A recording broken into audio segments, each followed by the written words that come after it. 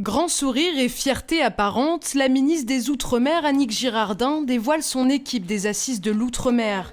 Parmi eux, des personnalités ultramarines qui participeront aux ateliers organisés sur les différents territoires avec les élus, mais aussi les acteurs locaux.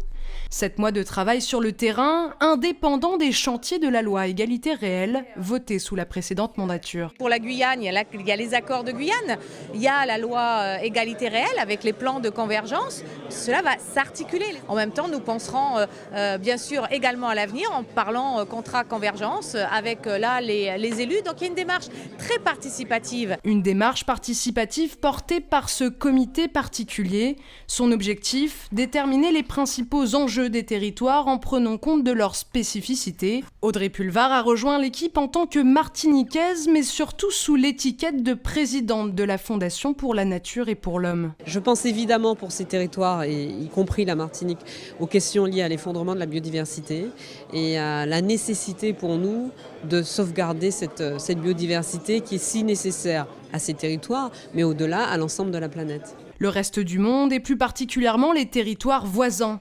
Car au-delà de la participation citoyenne locale, la volonté est d'élargir le dialogue, notamment pour les Antilles récemment touchées par les ouragans Irma et Maria. Pourquoi toujours se référer à Paris? On pourrait parler à San Juan, on pourrait parler à la Dominique, on pourrait parler à Sainte-Lucie, à Anguilla, à Barbuda, Curaçao.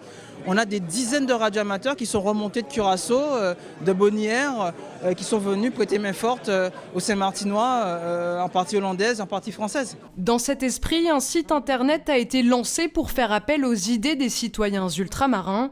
À partir du 18 octobre jusqu'au 31 janvier prochain, les porteurs de projets pourront participer au concours d'innovation dans l'espoir de recevoir le label bleu Outre-mer qui financera une partie de leurs initiatives.